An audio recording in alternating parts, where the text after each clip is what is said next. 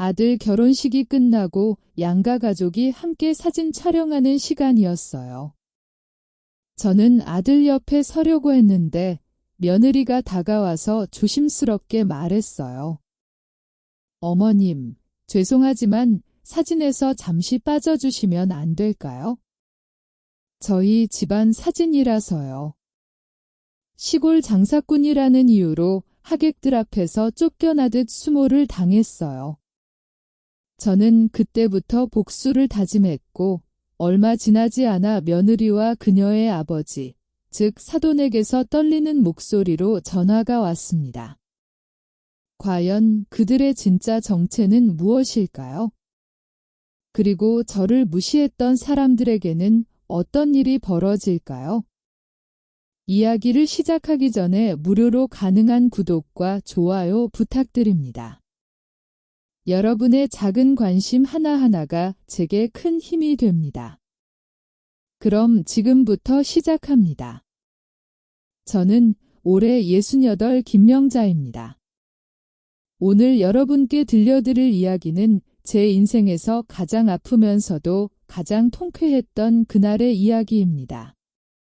벌써 30년이나 시골 장터에서 채소 장사를 해왔습니다. 매일 새벽 3시면 어김없이 일어나 밭으로 향하죠. 싱싱한 배추며 무, 상추 등을 직접 해서 정성껏 손으로 씻고 장터로 나갑니다. 억척스럽게 살아온 세월이 고스란히 담긴 제 손톱 밑에는 항상 흙이 끼어 있고 햇볕에 그을린 손등은 얼마나 거친지 남의 옷이라도 스치면 올이 나갈까 걱정될 정도였습니다. 그렇게 흙투성이 손으로 하루 종일 채소를 팔아서 번 돈으로 오직 아들 하나만을 바라보며 꿋꿋하게 키워냈습니다. 남편은 도훈이가 10살 되던 해에 갑작스러운 심근경색으로 세상을 떠났거든요. 어린 도훈이는 제 손을 꼭 잡고 엄마가 고생하는 모습을 더는 보기 싫다며 공부를 정말 열심히 하겠다고 다짐했는데 그날의 굳은 맹세가 아직도 생생합니다. 그 약속을 지키기 위해 저는 더욱 악착같이 일했습니다. 비가 억수같이 쏟아지거나 눈이 펑펑 내리는 날에도 단 하루도 빠짐없이 장터에 나갔습니다. 매서운 추위에 손이 꽁꽁 얼어 감각이 없어지고 고된 노동에 무릎이 시큰거려 밤에 잠을 제대로 이루지 못해도 꾹 참았습니다. 오로지 우리 도훈이만큼은 남부럽지 않게 제대로 키워야겠다는 일념 하나뿐이었습니다. 다행히 도훈이는 공부를 게을리하지 않았습니다. 서울에 있는 명문대학교에도 당당히 합격했고 지금은 이름만 대면 누구나 알만한 대기업의 부장 자리에까지 올랐죠. 그런 아들이 얼마나 자랑스러운지 이루 말할 수가 없습니다. 그런데 최근에 도훈이가 결혼을 한다고 했습니다. 39이라는 다소 늦은 나이에 하는 결혼이긴 하지만 서연이라는 마음씨 곱고 현명한 여인을 만나 얼마나 기뻤는지 모릅니다. 도훈이가 그 아이를 정말 좋은 사람이라며 어머니께서도 분명 마음에 들어 하실 거라고 칭찬할 때 정말이지 세상 모든 것을 다 가진 듯 행복했습니다. 하지만 작은 문제가 하나 있었습니다. 결혼식 때 제가 입을 만한 제대로 된 옷이 없다는 것이었습니다. 옷장을 샅샅이 뒤져봐도 다른 사람들이 보기에 부끄럽지 않을 만한 번듯한 옷이 단 한 벌도 없었죠. 평소에는 늘 작업복이나 편안한 옷만 입고 살아왔으니까요. 큰맘 먹고 백화점에 가서 옷을 구경하긴 했지만 가격표를 보고 깜짝 놀라 자리에 주저앉을 뻔했습니다. 정장 한 벌에 몇십만 원씩 하는 것이었습니다. 제가 꼬박 며칠을 새벽부터 밤까지 채소를 팔아야 겨우 마련할 수 있는 거금이었습니다. 그저 깨끗하게만 입으면 괜찮을 거라고 스스로를 위로하면서도 마음 한구석은 무거웠습니다. 혹시라도 아들, 도훈이에게 누가 될까 봐서요. 결혼식 전날 밤, 저는 혹시나 하는 마음에 방 정리를 하다가 옷장 깊숙한 곳에서 오래된 서류 뭉치를 발견했습니다. 남편이 생전에 꼼꼼하게 정리해 둔 것들이었죠. 토지 등기부등본이며 은행 통장, 각종 투자 관련 서류들이 빼곡하게 들어 있었습니다. 낡은 서류들을 한 장씩 조심스럽게 넘겨보면서 깊은 생각에 잠겼습니다. 남편이 갑작스럽게 세상을 떠나기 전에 남겨준 자그마한 땅 몇 평과 제가 지난 30년 동안 허리띠를 졸라매고 악착같이 모아온 돈이 지금 어떻게 되었는지 아무도 모릅니다. 심지어 아들 도훈이조차도요. 저는 이렇게 소박하게 사는 것이 좋다고 생각했습니다. 돈이 있다고 굳이 자랑할 필요는 없잖아요. 그것이 제 확고한 철학이었습니다. 겸손하고 묵묵하게 그렇게 살아왔습니다. 다음 날 아침 결혼식장으로 향하는 차 안에서도 마음은 무거웠습니다. 나름대로 가장 좋은 옷을 골라 입었다고는 하지만 여전히 초라해 보일까 봐 걱정되었거든요. 하지만 오늘은 아들의 인생에서 가장 중요한 날인데 제가 주눅들면 안 되겠다고 스스로를 다독였습니다. 떨리는 손으로 거울을 보며 마지막으로 옷매무새를 가다듬었습니다. 그리고 혼잣말로 나지막이 중얼거렸죠. 오늘만큼은 절대 기죽지 말고 당당하자. 내가 이 아들을 얼마나 힘들게 키워왔는데.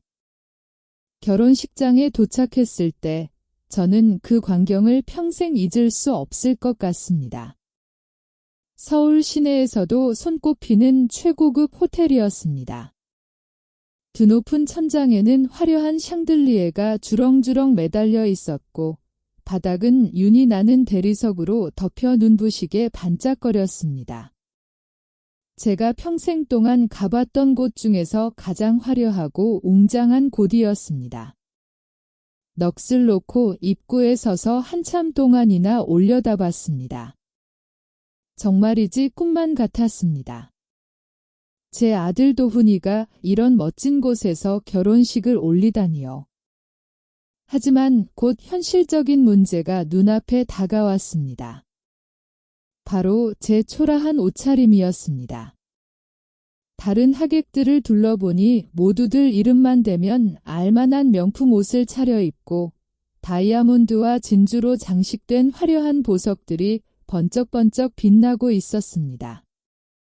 저 혼자만 동네 옷가게에서 겨우 산낡은 정장을 입고 있으니 얼마나 초라하고 어색했는지 모릅니다. 웨딩 플래너가 다가와서 혹시 신랑 어머님이시냐고 조심스럽게 물어보더니 친절하게 신부 대기실로 저를 안내해 주었습니다.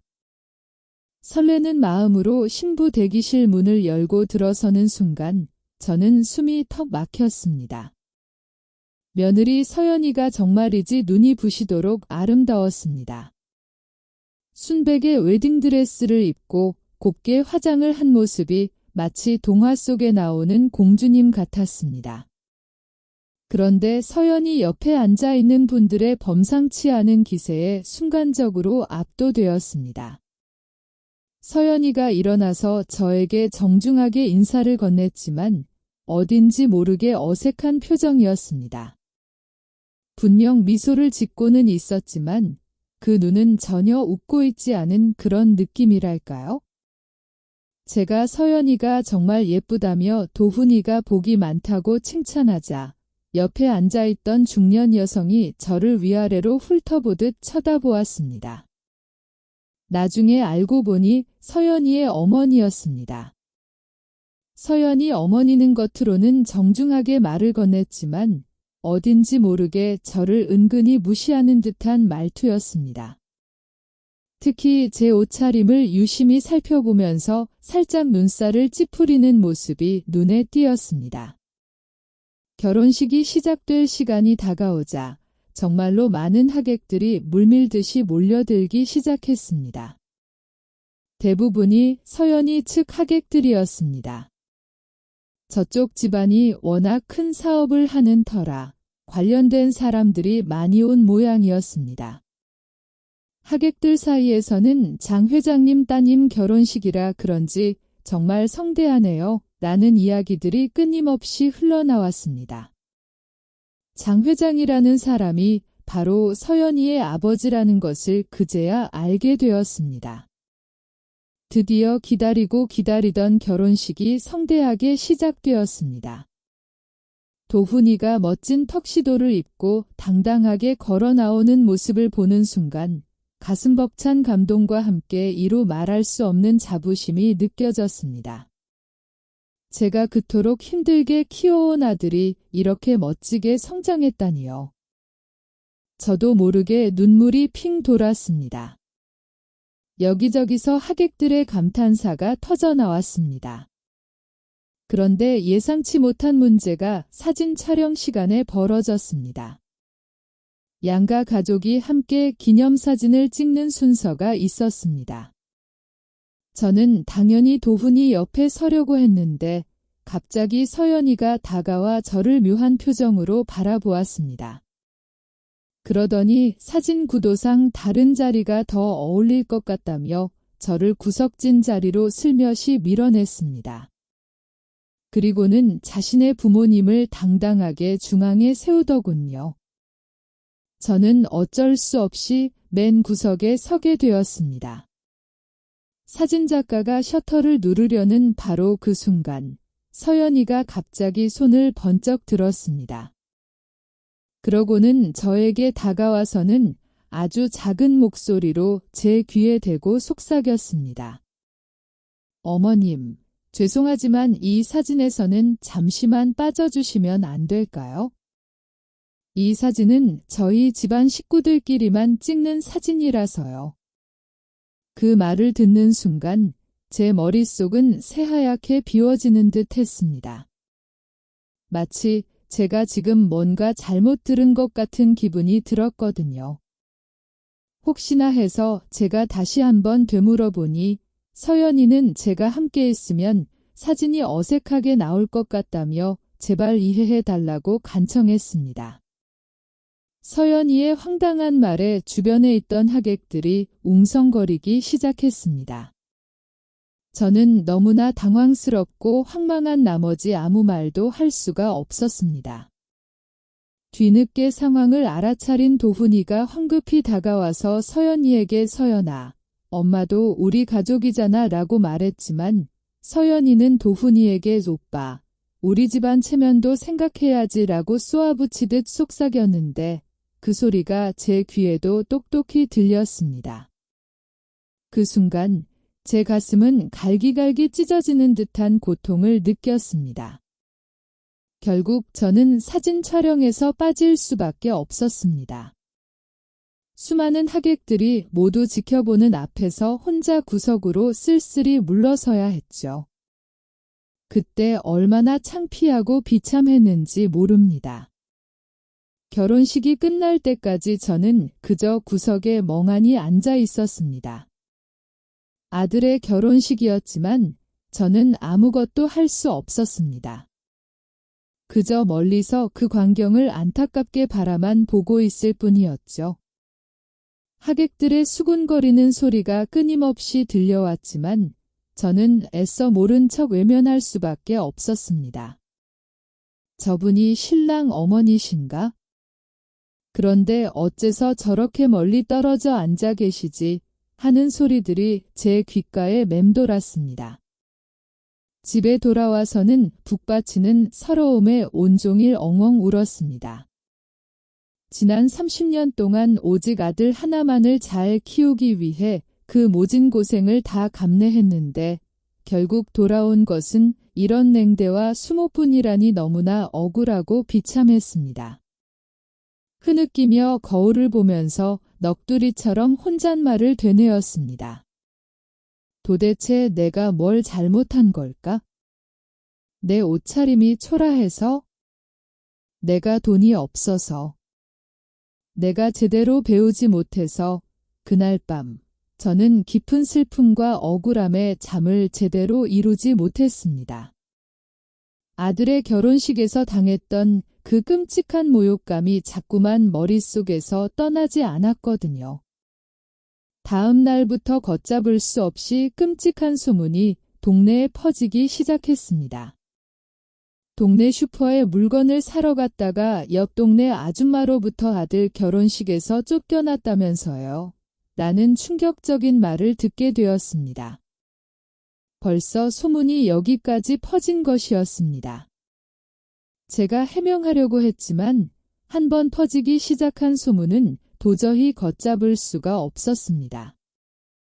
장터에 나가면 다른 상인들이 저를 수군거리는 소리가 들려왔습니다. 아들이 그렇게나 출세했는데 어머니를 저렇게 함부로 대하면 안 되지. 요즘 며느리들은 다 저렇다니까 하는 식으로 저를 동정하는 척하면서도 은근히 구경거리 취급하는 듯한 불쾌한 느낌을 지울 수가 없었습니다. 가장 힘든 것은 아들 도훈이에게서 그 흔한 연락조차 오지 않는다는 사실이었습니다. 결혼식 후에 신혼여행을 간다고는 했지만 그래도 어머니에게 안부 인사 정도는 하는 것이 당연한 도리인데 말입니다. 우리 도훈이는 정말 착한 아이인데 저 여자가 도대체 무슨 말을 했을까? 하며 혼자 끊임없이 되뇌면서 밤에 잠 못 이루는 날들이 계속되었습니다. 그러던 어느 날 옆집에 사는 순자 언니가 저를 찾아왔습니다. 순자 언니는 저보다 2살 어리지만 어릴 때부터 함께 자란 둘도 없는 소중한 친구입니다. 말은 좀 많지만 속정 깊은 사람이죠. 아유, 답답아. 그렇게 억울하게 당하고만 있을 거냐? 순자 언니는 답답하다는 듯 혀를 차면서 제게 호통을 쳤습니다. 네가 그 아들을 어떻게 고생해서 키웠는데 고작 며느리 하나 때문에 이런 끔찍한 대접을 받고 가만히 있으면 쓰나. 제가 도훈이의 새로운 가정이 무엇보다 중요하니까 제가 괜히 끼어들어서는 안 된다고 조심스럽게 말하자 순자 언니는 더욱 흥분하며 목소리를 높였습니다. 며느리가 아무리 잘났어도 어미 위에 있을 수는 없는 법이요.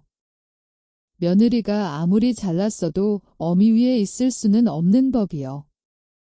순자 언니는 씩씩거리며 네가 누군지 그 사람들이나 제대로 알기나 하는겨 라며 의미심장하게 말했는데 저는 그 뜻을 전혀 짐작할 수 없었습니다. 며칠 후 도훈이가 신혼여행에서 돌아와서야 비로소 저에게 연락을 했습니다. 도훈이는 죄송하다는 말과 함께 신혼여행을 다녀오느라 너무 바빠서 연락을 제대로 드리지 못했다고 해명했습니다. 하지만 도훈이의 목소리만 들어도 아들이 지금 얼마나 행복해하는지 고스란히 느껴졌습니다. 그래서 저는 더욱 마음이 아팠습니다. 도훈이는 결혼식 때 서연이가 너무 긴장해서 실수를 한 것 같다며 나중에 따로 시간을 내서 꼭 한 번 식사를 함께 하자고 약속했습니다. 하지만 어색하게 둘러대는 도훈이의 말투를 통해 서연이에게 이미 무슨 말을 전해 들었음을 직감할 수 있었습니다. 저는 괜찮다며 이제 막 새 가정을 꾸리느라 정신없이 바쁠 텐데 일부러 신경 쓰지 않아도 된다고 애써 달랬습니다. 도훈이는 계속해서 그러지 말고 다음 주에 시간을 꼭 내서 한번 만나 뵙고 싶다고 간청했지만 저는 이미 마음속으로 굳게 결심했습니다. 더 이상 아들에게 짐이 되고 싶지 않았거든요. 전화를 끊고 나서 또다시 주체할 수 없이 눈물이 쏟아졌습니다. 이것이 과연 내가 그토록 간절히 바라던 아들의 행복인가? 하는 생각에 가슴이 미어지는 듯 했습니다. 그런데 정말 가슴 아픈 일이 또다시 벌어졌습니다. 며칠 후 도훈이가 서연이와 함께 집으로 찾아왔는데 그때 서연이가 했던 말이 지금도 귓가에 생생하게 맴돕니다. 어머님, 앞으로는 저희가 바쁘니까 미리 연락도 없이 함부로 찾아오시면 곤란해요. 그리고 도훈이 회사 사람들한테는 어머님께서 무슨 일을 하시는지 굳이 말씀 안 하시는 게 좋을 것 같아요. 서연이는 겉으로는 웃으면서 그렇게 말했지만 그 말 속에 담긴 싸늘하고 차가운 의미를 저는 너무나 잘 알고 있었습니다. 제가 당황해서 어쩔 줄 몰라 하며 되묻자 서연이는 더욱 노골적인 속내를 드러냈습니다. 창피하게 생각하는 건 절대 아니지만 그래도 체면도 있고 도훈이 승진도 눈앞에 두고 있으니까요. 그 순간 도훈이가 서연이를 황급히 말렸지만 이미 제 마음에는 깊은 상처가 아물 새도 없이 새겨지고 말았습니다. 이제는 제가 아들에게 짐이 되고 있다는 사실을 확실하게 깨달았기 때문입니다.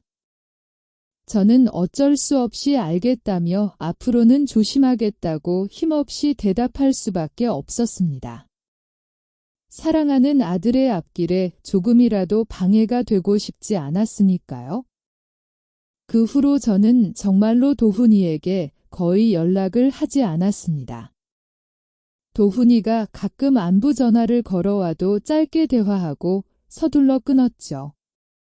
제가 먼저 도훈이에게 전화하는 일은 단 한 번도 없었습니다.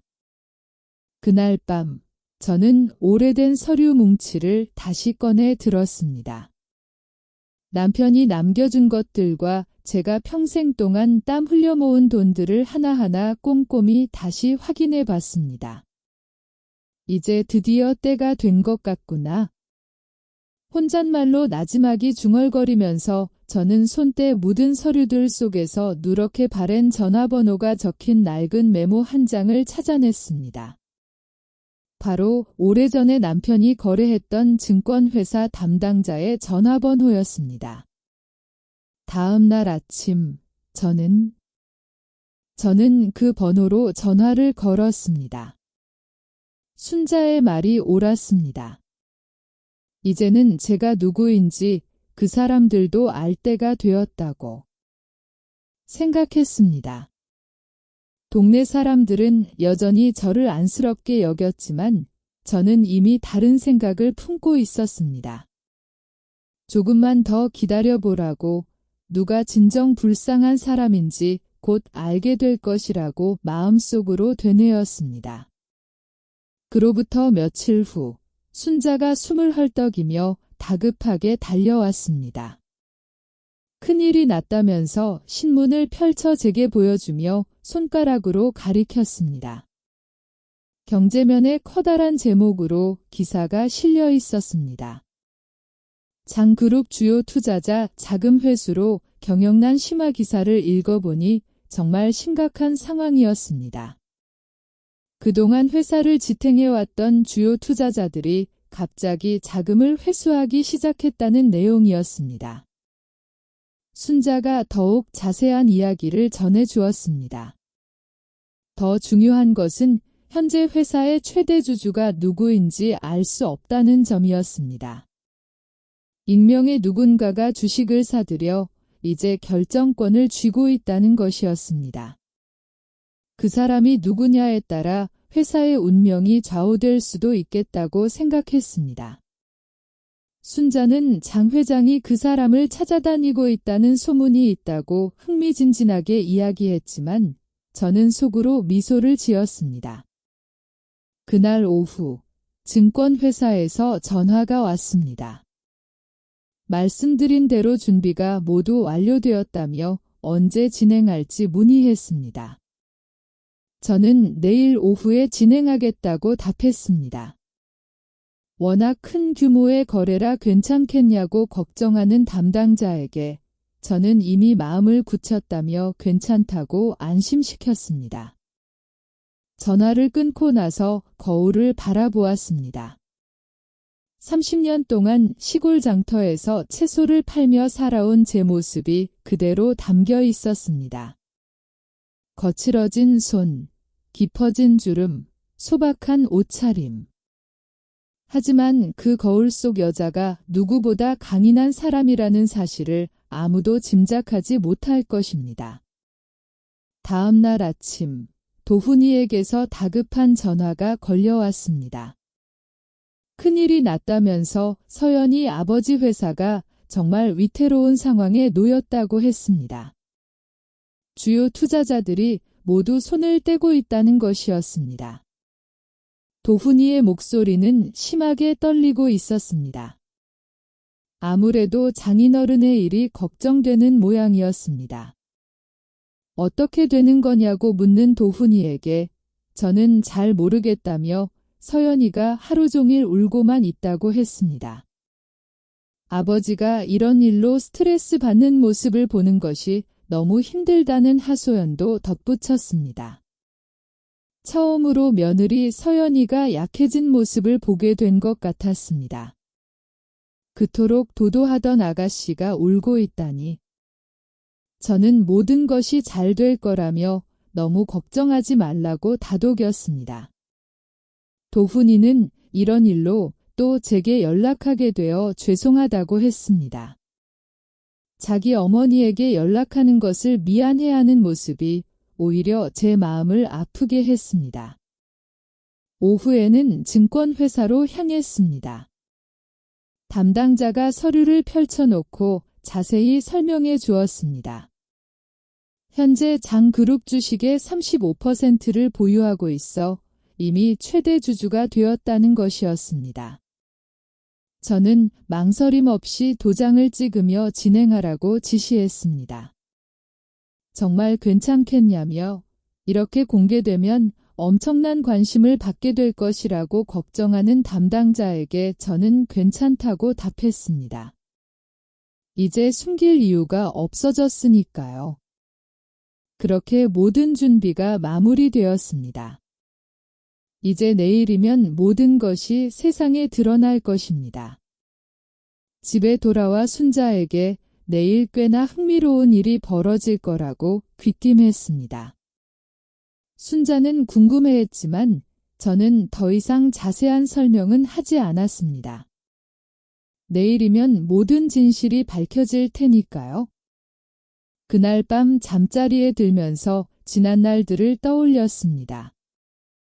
결혼식 날 겪었던 수모, 구리옥 동네에 퍼졌던 악성 소문들, 아들마저 연락을 끊게 만들었던 그 며느리. 이제 누가 진정한 힘을 가진 사람인지, 누가 함부로 얕잡아 볼 수 없는 존재인지 모두가 알게 될 것입니다. 다음 날 아침, 경제 뉴스에서 속보가 터져 나왔습니다. 뉴스 앵커는 놀라움을 감추지 못하는 표정으로 보도하고 있었습니다. 30년간 시골 장터에서 채소 장사를 해온 박미애 씨가 장그룹의 최대 주주로 확인되었다는 내용이었습니다. 남편이 남긴 작은 땅과 장사를 통해 모은 돈을 투자하여 현재 수백억 원의 자산을 보유하고 있다고 덧붙였습니다. 저는 집에서 그 뉴스를 시청하고 있었습니다. 정말이지 믿기지 않는 현실이었습니다.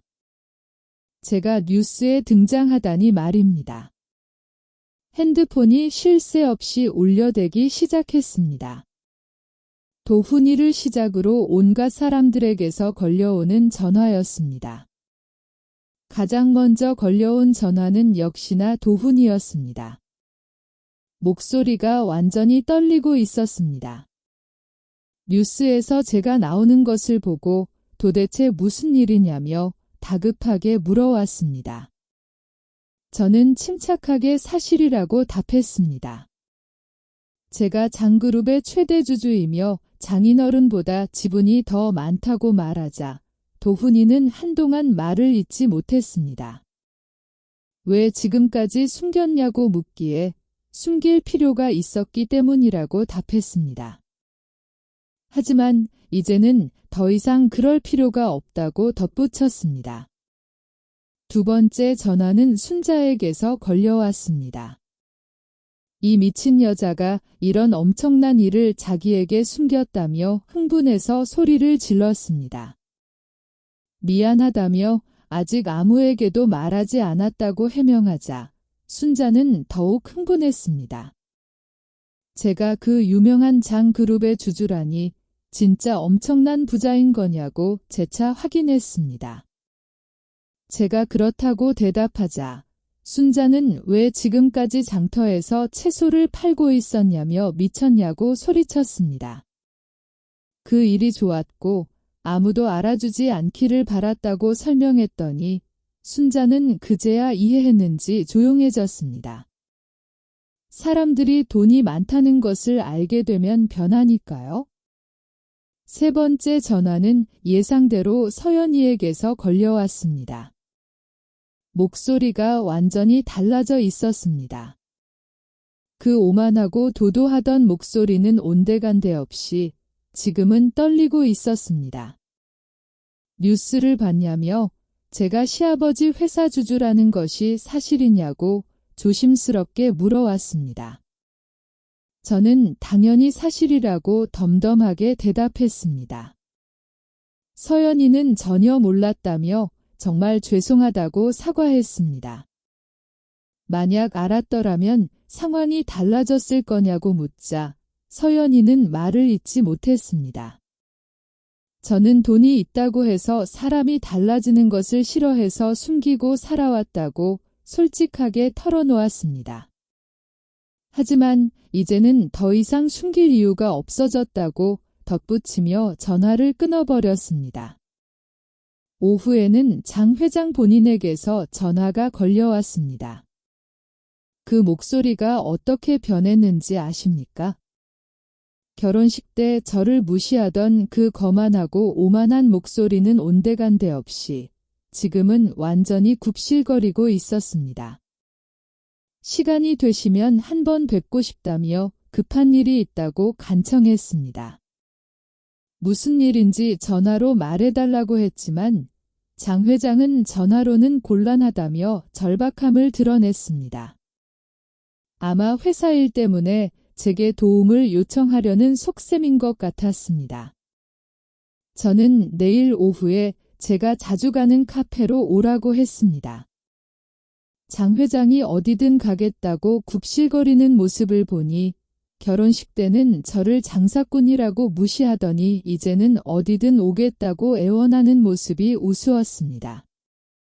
저녁에는 도훈이가 집으로 찾아왔습니다. 혼자서 말입니다. 집에 들어오자마자 죄송하다는 말을 반복했습니다.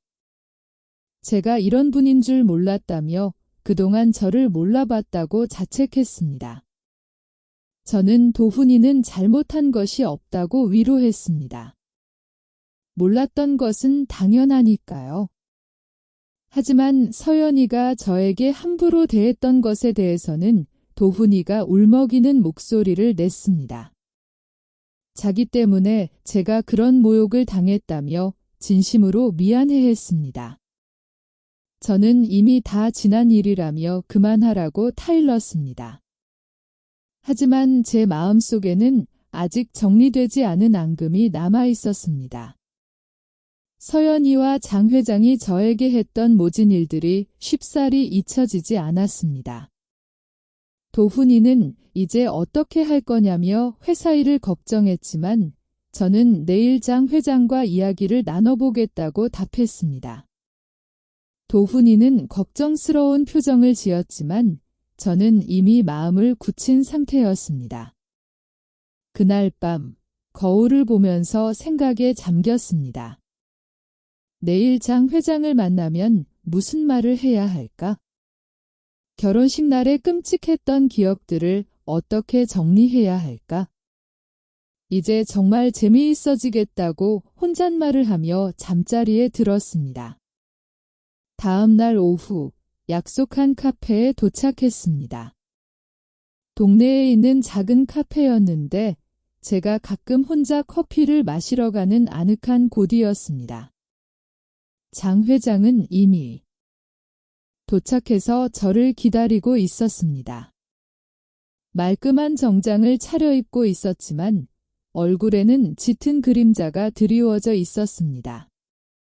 장 회장은 자리에서 일어나 정중하게 인사를 건넸습니다. 결혼식 때의 오만하고 거만했던 모습은 찾아볼 수 없었습니다. 제가 자리에 앉자 장 회장도 따라 앉았지만 어딘가 불편해 보이는 자세였습니다. 저에게 간절히 부탁할 일이 있어서 그런 것 같았습니다. 제가 커피를 권했지만 장 회장은 괜찮다며 손사래를 쳤습니다. 저는 바로 본론으로 들어가 무슨 일로 저를 만나자고 했는지 단도직입적으로 물었습니다. 장 회장은 잠시 머뭇거렸습니다. 회사 일 때문에 드릴 말씀이 있다며 제가 최대 주주로 계시니까 앞으로 어떻게 하실 생각인지 조심스럽게 물었습니다. 어떻게 하느냐는 것이 무슨 뜻이냐고 되묻자 혹시 경영에 참여하실 의향이 있는지 궁금하다고 덧붙였습니다. 저는 솔직하게 말하라며 지금 회사가 어려운 상황이니 제게 도움을 요청하러 온 것 아니냐고 날카롭게 쏘아붙이자 장 회장의 얼굴이 금세 붉어졌습니다. 갑자기 결혼식 때 저를 어떻게 생각했냐고 질문하자 장 회장은 당황한 기색을 감추지 못했습니다.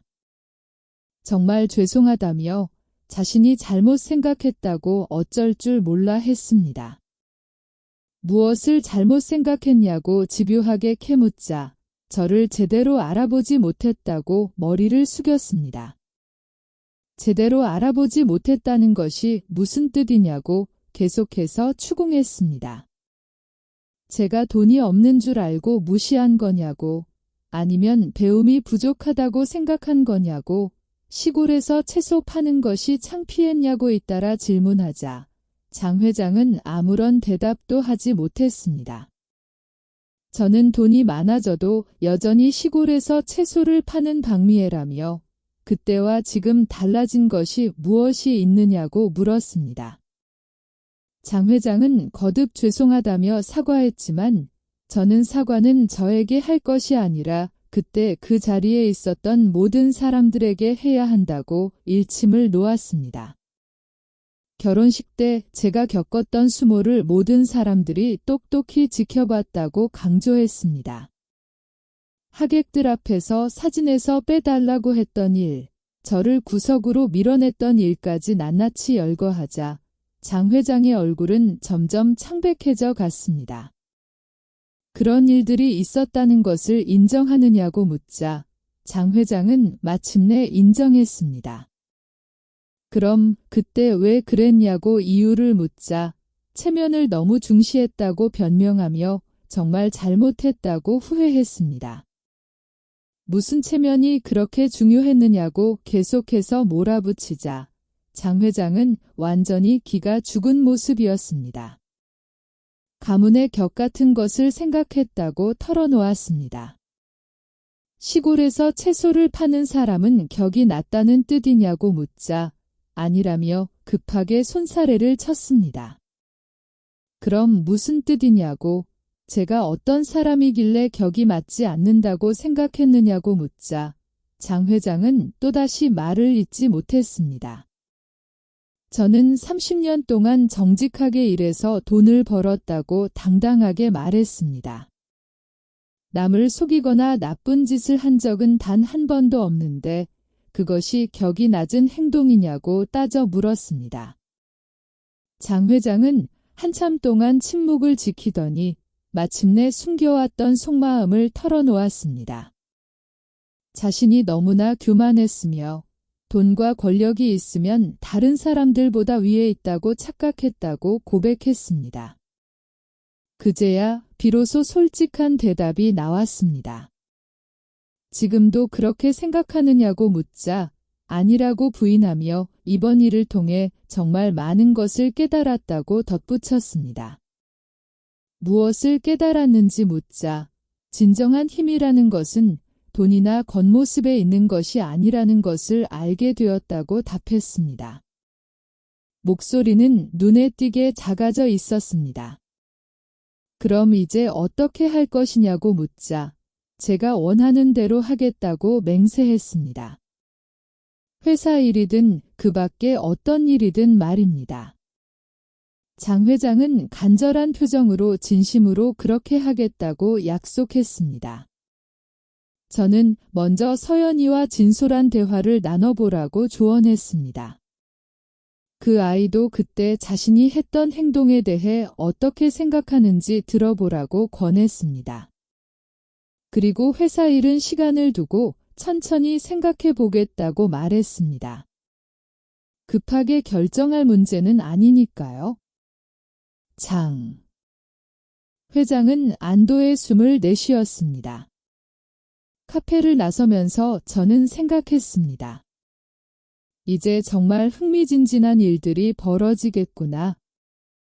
그동안 저를 함부로 무시했던 사람들이 어떻게 변화해 나갈지 지켜보는 것도 꽤나 재미있는 일이 될 것 같다고 말입니다. 네, 그날 저녁 도훈이와 서연이가 함께 집으로 돌아왔습니다. 서연이가 결혼한 후 처음으로 저희 집에 발걸음을 한 날이었죠. 하지만 서연이의 모습은 예전과는 사뭇 달라져 있었습니다. 그 당당하고 도도했던 모습은 온데간데 없이 어딘가 풀이 죽은 듯한 모습이었죠. 서연이는 조심스러운 태도로 인사를 건넸습니다. 목소리 또한 예전의 당찬 모습과는 거리가 멀었습니다. 저는 서연이에게 편안하게 앉으라고 권했지만 서연이는 어디에 앉아야 할지 망설이는 듯 우물쭈물거렸습니다.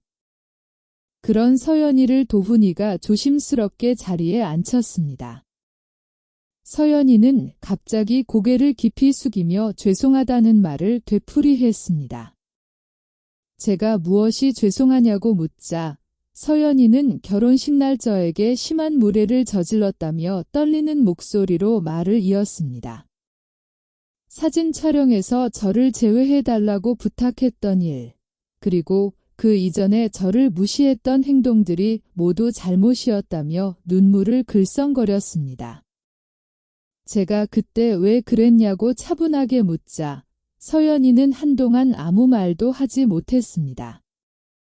그러다 어렵게 입을 열어 당시에는 저를 제대로 알지 못했다고 했습니다. 지금처럼 이렇게 대단한 분인 줄 몰랐다는 뜻이었죠.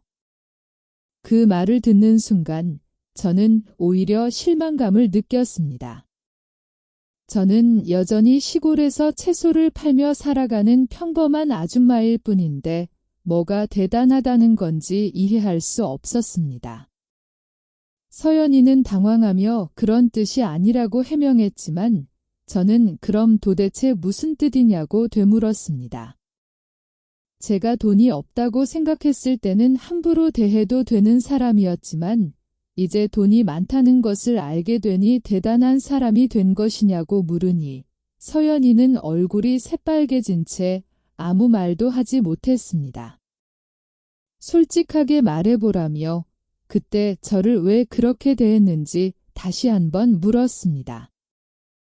서연이는 한참을 망설이더니 결국 속마음을 털어놓았습니다. 저를 창피하게 생각했다는 것이었습니다. 하객들 앞에서 제가 시골 사람처럼 보이는 것이 가문의 체면에 좋지 않을 것 같아 사진 촬영에서 빼달라고 부탁했던 것이라고 울먹이며 고백했습니다. 그래서 사진에서 빼달라고 했던 거냐고 다시 묻자 서연이는 정말 잘못했다고 용서를 구했습니다. 그럼 지금은 제가 창피하지 않냐고 물으니 서연이는 무슨 말인지 모르겠다는 표정을 지었습니다. 저는 여전히 시골에 살고 여전히 채소를 팔며 살아가는 아줌마인데 지금은 왜 창피하지 않냐고 되물었습니다.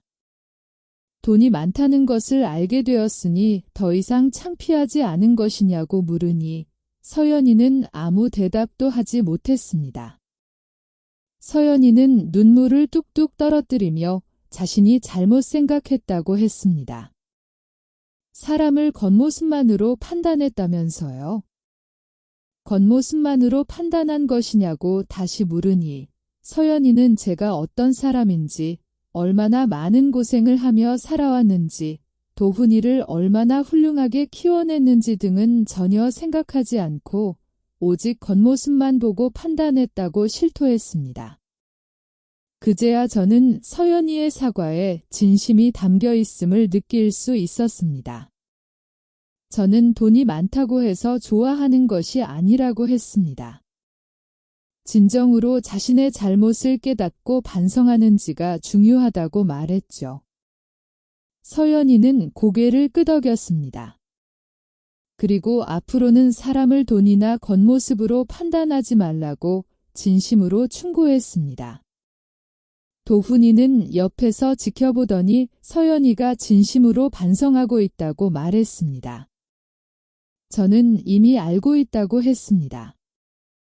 하지만 반성만으로는 충분하지 않다고 덧붙였죠. 행동으로 보여줘야 한다고 강조했습니다. 서연이가 어떻게 하면 되냐고 묻기에 저는 천천히 생각해보라고 했습니다. 그때 제가 느꼈을 감정이 어떠했을지, 그리고 어떻게 해야 그 상처를 치유할 수 있을지 말입니다. 그날 밤 서연이가 돌아간 후 도훈이는 혼자 남아 서연이가 정말 많이 달라졌다고 했습니다. 그 일 이후로 계속 울기만 했다며 자신이 얼마나 큰 잘못을 저질렀는지 깨달았다고 하더군요.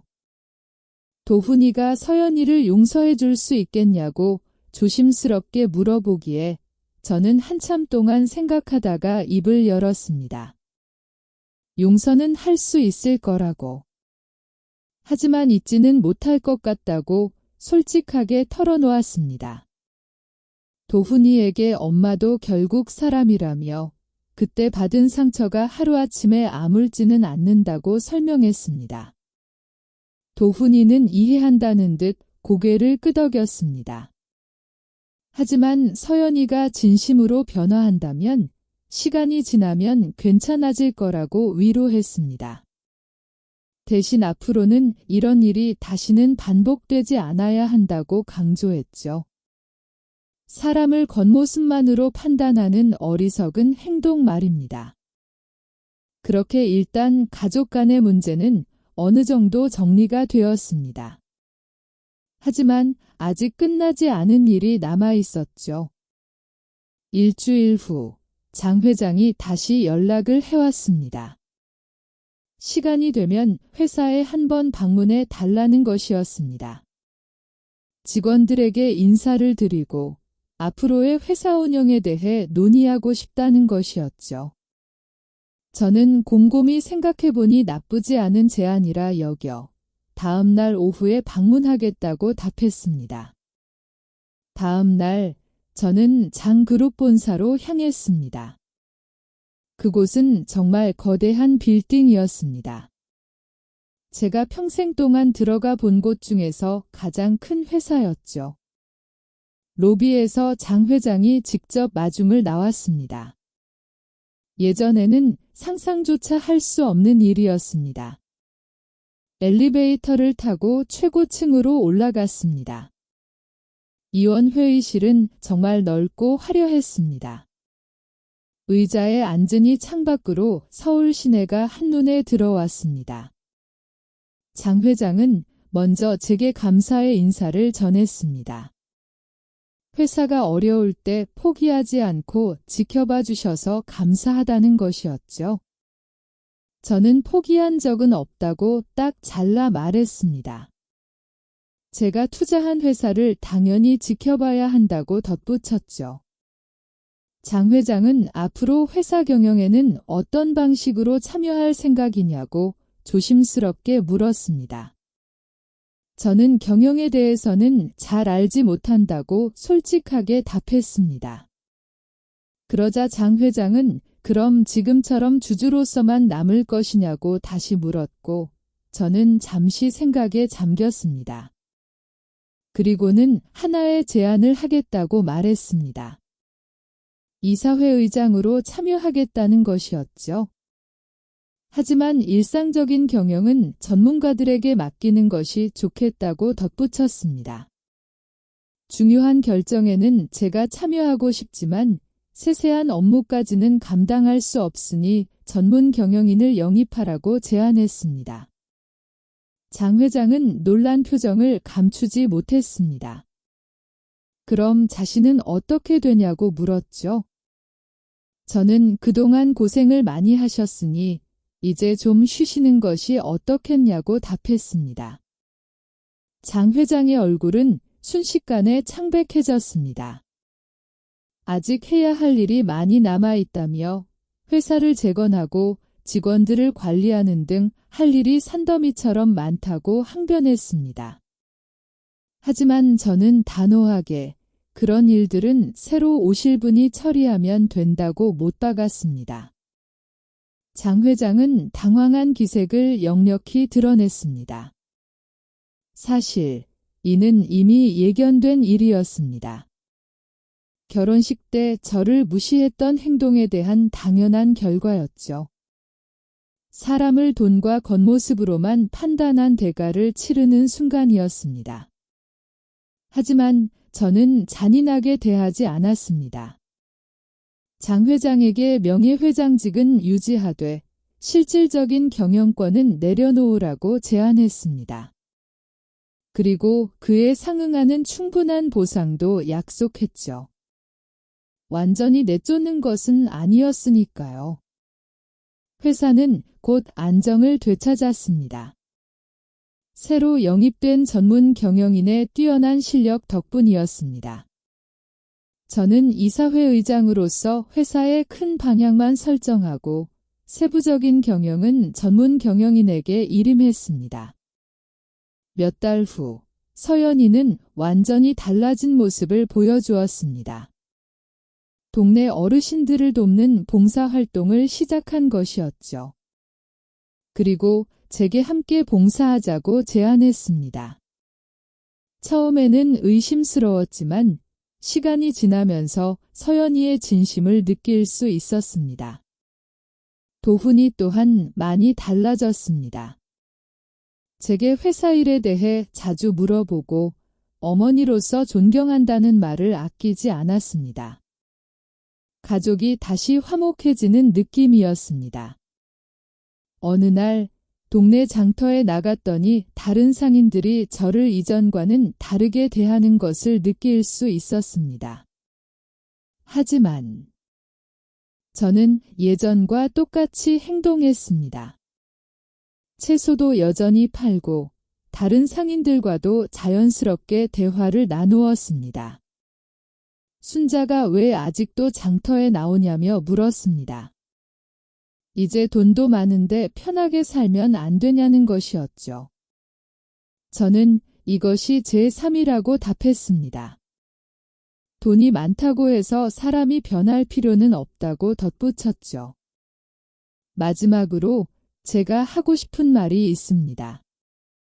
돈이 아무리 많아도 마음이 가난하면 진정한 부자가 될 수 없습니다. 진정한 부자는 다른 사람을 존중하고 겸손하게 살아갈 줄 아는 사람이라고 생각합니다.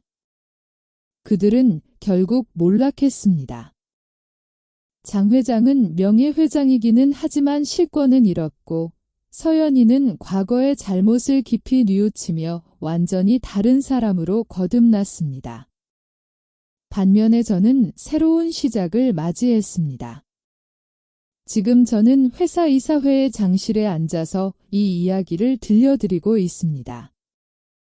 하지만 여전히 새벽에는 장터에 나가 채소를 팔기도 합니다. 그것이 바로 저이니까요. 세상에는 겉으로 보이는 것과 실제가 다른 경우가 많습니다. 사람을 함부로 판단하지 말고 겸손하게 살아가는 것이 중요하다고 생각합니다. 그래야 진정으로 행복한 삶을 살 수 있습니다. 지금까지 제 이야기를 들어주셔서 감사합니다. 구독과 좋아요 부탁드립니다. 여러분의 작은 관심 하나하나가 제게 큰 힘이 됩니다. 그날 저녁 도훈 씨와 서연 씨가 함께 집으로 왔습니다. 서연 씨는 결혼 후 처음으로 저희 집에 온 것이었죠. 그런데 서연 씨의 모습이 예전과는 많이 달라져 있더군요. 그 도도하던 모습은 온데간데 없이 어딘가 풀이 죽어 있는 모습이었습니다. 서연 씨는 조심스럽게 인사를 건넸습니다. 목소리도 예전과는 완전히 딴판이었죠. 제가 자연스럽게 앉으라고 했지만 서연 씨는 어디에 앉을지 몰라서 우물쭈물하고 있었습니다. 그런 서연 씨를 도훈 씨가 아내를 자리에 앉혔습니다.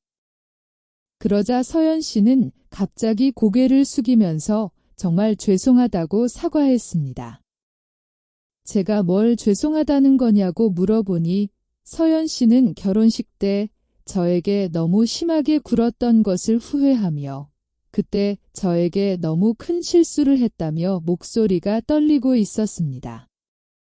사진에서 빠져달라고 한 것도 그 전에 저를 무시한 것도 정말 잘못했다며 눈물을 글썽이면서 말했습니다. 그때 왜 그랬냐고 제가 담담하게 물어보자 서연 씨는 한참 동안 말을 잇지 못하더군요. 그러다 어렵게 입을 열어 저를 어떤 분인지 잘 몰랐다고 했습니다. 이렇게 대단한 분인 줄 몰랐다는 뜻이라고 했습니다. 그 말을 듣는 순간 저는 솔직히 좀 실망했습니다. 저는 지금도 시골에서 채소를 파는 아줌마일 뿐인데 뭐가 대단하다는 건가 싶었습니다. 서연 씨가 그런 게 아니라고 손사래를 치기에 그럼 뭐냐고 물어봤습니다. 서연 씨가 제게 돈이 없다고 생각했을 때는 무시해도 되는 사람이었는데 돈이 있다는 걸 알고 나니까 이제야 대단한 사람이 된 거냐고 물으니 서연 씨는 얼굴이 빨갛게 달아오르면서 아무 말도 못했습니다. 솔직히 말해보라며 그때 저를 왜 그렇게 대했는지 다시 한번 캐물었습니다. 서연 씨는 한참을 망설이더니 결국 속마음을 털어놓았습니다. 저를 창피하게 생각했다고 했습니다. 하객들 앞에서 제가 시골 사람처럼 보이는 게 가문의 체면에 안 좋을 것 같았다고 울면서 고백하더군요. 그래서 사진에서 빼달라고 한 거냐고 다시 확인하니 서연 씨는 정말 잘못했다고 빌었습니다. 그럼 지금은 창피하지 않냐고 물어보니 서연 씨는 무슨 말인지 모르겠다는 표정을 지었습니다. 저는 여전히 시골 사람이고 여전히 채소 파는 아줌마인데 지금은 왜 창피하지 않냐고 되물었습니다. 돈이 있다는 걸 알았으니까 창피하지 않은 거냐고 쏘아붙이니 서연 씨는 그저 눈물만 뚝뚝 떨어뜨리면서 아무 대답도 못하고 있었습니다. 서연 씨는 자기가 잘못 생각했다고 인정했습니다. 사람을 겉모습으로만 판단했다면서요. 겉모습으로만 판단한 거냐고 제가 다시 한번 확인하자 서연 씨는 제가 어떤 분인지, 얼마나 고생하셨는지, 도훈이를 얼마나 잘 키우셨는지 그런 건 전혀 생각 안 하고 겉모습만 봤다고 실토했습니다. 그제야 저는 서연 씨의 사과에 진심이 담겨 있음을 느낄 수 있었습니다. 저는 돈 있다고 해서 좋아하는 게 아니라고 강조했습니다. 진짜로 잘못을 깨닫고 뉘우치고 있는지가 중요하다고 말했죠. 서연 씨는 고개를 끄덕였습니다. 그리고 앞으로는 사람을 돈이나 겉모습으로 판단하지 말라고 따끔하게 충고했습니다. 도훈 씨가 옆에서 지켜보더니 서연 씨가 정말 반성하고 있다고 말했습니다. 저는 안다고 했습니다. 그런데 반성만으로는 부족하다고 덧붙였죠. 행동으로 보여줘야 한다고 강조했습니다. 서연 씨가 어떻게 하면 되냐고 물어보기에 저는 천천히 생각해 보라고 했습니다. 그때 제가 당했던 기분이 어땠을지, 어떻게 하면 그 상처를 치유할 수 있을지 말입니다. 그날 밤 서연 씨가 돌아간 후에 도훈 씨는 혼자 남아서 서연 씨가 정말 많이 달라졌다고 말했습니다. 그 일 있고 나서 계속 울기만 했다며 자기가 얼마나 잘못했는지 깨달았다고 하더군요. 도훈 씨가 서연 씨를 용서해 주겠냐고 물어보기에 저는 한참 생각하다가 입을 열었습니다. 용서는 할 거라고. 하지만 잊지는 못할 것 같다고 솔직하게 털어놓았습니다. 도훈 씨한테 엄마도 사람이라며 그때 받은 상처가 하루아침에 아물지는 않는다고 설명했습니다. 도훈 씨는 이해한다는 듯이 고개를 끄덕였습니다. 하지만 서연 씨가 진짜로 바뀐다면 시간이 지나면 괜찮아질 거라고 위로했습니다. 대신에 앞으로는 이런 일이 다시는 없어야 한다고 강조했죠. 사람을 겉모습으로 판단하는 일 말입니다. 그렇게 일단 가족 간의 문제는 어느 정도 정리가 되었습니다. 하지만 아직 끝나지 않은 일이 남아 있었죠. 일주일 후 장 회장이 다시 연락을 해왔습니다. 시간이 되면 회사에 한번 와달라고 부탁하더군요. 직원들에게 인사도 드리고 앞으로의 회사 일도 논의해야 할 것 같다는 것이었습니다. 제가 생각해보니 나쁘지 않은 것 같아서 다음 날 오후에 가겠다고 답했습니다. 다음 날 저는 장그룹 본사에 갔습니다. 정말 큰 빌딩이더군요. 제가 평생 들어가 본 곳 중에서 가장 큰 회사였습니다. 로비에서 장 회장이 직접 마중 나왔습니다. 예전 같으면 상상도 할 수 없는 일이었습니다. 엘리베이터를 타고 최고층으로 올라갔습니다. 이원 회의실이었는데 정말 넓고 화려하더군요. 의자에 앉으니까 창밖으로 서울 시내가 한눈에 보였습니다. 장 회장이 먼저 감사드리고 싶다고 말했습니다. 회사가 어려울 때 포기하지 않고 지켜봐 주어서 고맙다는 것이었죠. 저는 포기한 적 없다고 단호하게 말했습니다. 제가 투자한 회사를 당연히 지켜봐야 한다고 덧붙였습니다. 앞으로 경영에는 어떻게 참여할 생각이냐고 장 회장이 조심스럽게 물어보기에 저는 경영에 대해서는 잘 모른다고 솔직하게 말했습니다. 그럼 지금처럼 주주로만 계실 거냐고 다시 묻기에 제가 잠시 생각해 봤습니다. 그리고는 하나의 제안을 했습니다. 이사회 의장으로 들어가겠다고 제안했죠. 하지만 일상적인 경영은 전문가들이 하는 게 좋겠다고 덧붙였습니다. 중요한 결정들은 제가 참여하고 싶지만 세세한 업무는 할 수 없으니까 전문 경영인을 모셔오라고 했습니다. 그러자 장 회장이 놀란 표정을 지었습니다. 그럼 자기는 어떻게 되냐고 물어보기에 저는 그동안 고생 많이 하셨으니까 좀 쉬시는 게 어떨까 하고 조심스럽게 말했습니다. 장 회장의 얼굴이 창백해졌습니다. 아직 할 일이 많이 남아있다며 회사 재건이며 직원들 관리며 해야 할 일이 많다고 하소연했습니다.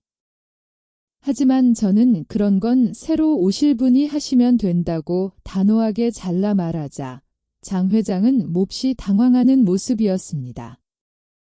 사실 이건 이미 예고된 일이었습니다. 결혼식 때 저를 그렇게 함부로 대했던 것에 대한 당연한 결과였죠. 사람을 돈과 겉모습으로만 판단한 대가를 톡톡히 치르는 순간이었습니다. 하지만 저는 잔인하게 하지 않았습니다. 명예회장직은 유지하되 실질적인 경영권은 내려놓으라고 제안했습니다. 그리고 충분한 보상도 해드렸죠.